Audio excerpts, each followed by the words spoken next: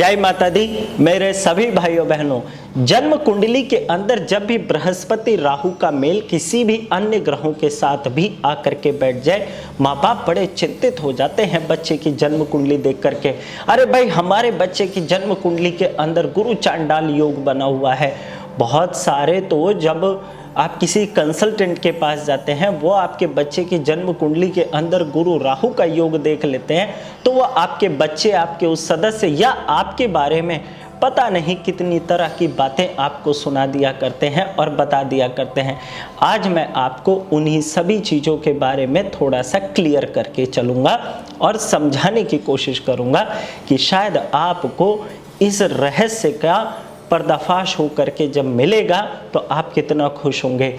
ध्यान रखिएगा, राहु कोई ग्रह नहीं है, लेकिन उनको ग्रह जैसी ही ताकत दी जाती है। जब सूर्य और चंद्रमा एक पाथ पर आ चुके होते हैं, तो जहां से चंद्रदेव अपवर्ड्स की तरफ निकल जाते हैं वो राहु हो जाता है, और जहां से चंद्रमा थोड़ा सा डाउनवर्ड्स आ जाते हैं वहां पर केतु बन जाया करता है। यानी कि धड़ आपका केतु है और आपका ब्रेन का जो पैटर्न है वो आपका राहु हुआ करता है। और इसी वजह से चंद्रमा और राहु की बहुत ज़बरदस्त दोस्ती भी कही जाती है। लेकिन हम बात करेंगे आज यहाँ पर बृहस्पति और राहु के बारे में।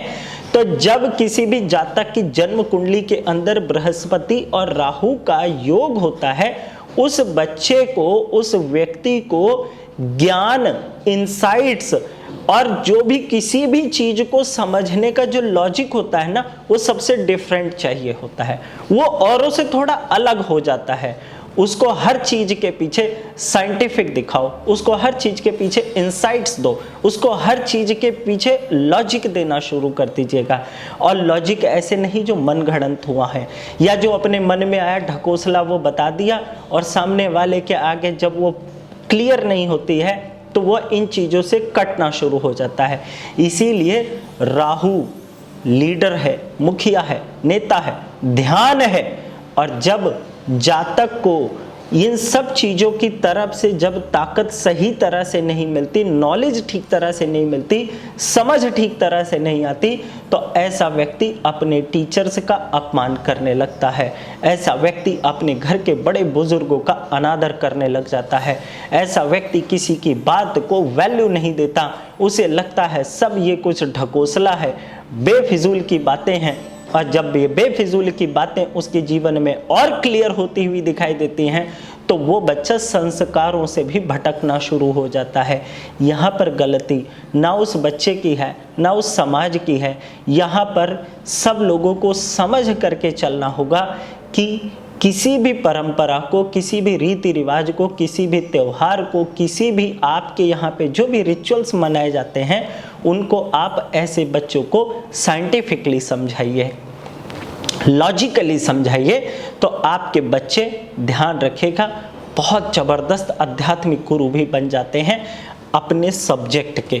और जब ये अपने सब्जेक्ट के बहुत टॉप स्पिरिचुअल मास्टर बन जाते हैं, तो ऐसे लोग दूसरों के अंधकार को, जो भी उनके लाइफ के अंदर गलत चीज़ें चल रही होती हैं, उसको एक झटके में काट करके अलग कर देते हैं, और वो व्यक्ति भी पूरी तरह से एनलाइटन हो जाता है। जन्म कुंडली के अंदर बृहस्पति राहु का योग सिर्फ इतना सा ही नहीं, बहुत बड़े बड़े योग बना दिया करता है।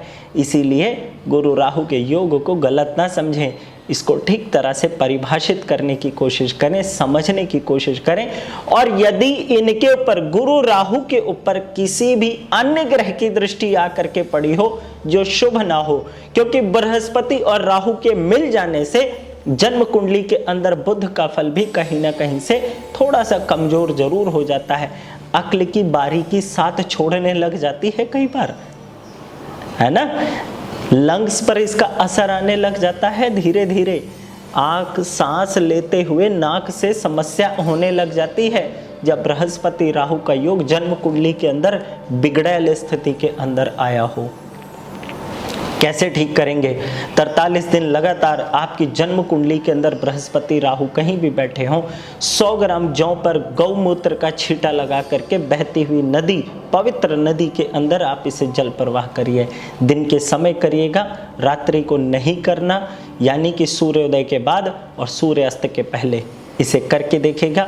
आपको स्थिति में आराम लग सकता है, लेकिन मैं रिकमेंड करूंगा कि आप अपनी जन्म कुंडली किसी अच्छे कंसल्टेंट को दिखा करके ही उपाय करिएगा, ताकि उपाय समय पर सही स्थिति में, और हो सकता है आपको कहीं और जाने की ज़रूरत ना पड़े। आप अपने आहार, व्यवहार और विचार में ही थोड़ा सा बदलाव कर लेंगे अपने ड्रेसिंग सेंस के हिसाब से, तो आपको फायदा जरूर मिल सकता है।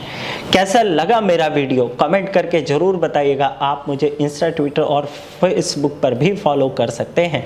करके देखिएगा, आपको बहुत अच्छा लगेगा, ऐसी मेरी आशा है, शुभकामनाएं हैं। इसी के साथ जय माता दी। जय माता दी मेरे सभी भाइयों बहनों। हर महीने के दूसरे मंगलवार को मैं आपको फ्री कंसल्टेंसी 3 से 4 घंटे के लिए प्रोवाइड करूंगा। आप चाहें तो मुझसे ऑडियो वीडियो कॉल के द्वारा भी जुड़ सकते हैं। टाइम लिमिट जरूर होगी। आपकी समस्या का समाधान आप तक सही तरीके से डिलीवर करने में, इसीलिए आप चाहें तो मेरी वेबसाइट पर जा करके अपने आप को रजिस्टर करिए और अपना टाइम स्लॉट फिक्स करिए। मेरा सौभाग्य है कि आपके जीवन में मैं आपको कोई चीज़ क्वालिटी के टाइम पर आपको डिलीवर कर सकूं। आपके जीवन को सुखी, समृद्ध और सौभाग्यशाली बनाने में मैं अपना सौभाग्य समझता हूं और आशा करता हूं आप इसका लाभ खूब बढ़ चढ़ कर लेंगे। और ध्यान रखिएगा, यह हर महीने के होगा, कोई इसकी लिमिट नहीं है। लाभ लीजिएगा। जय माता दी।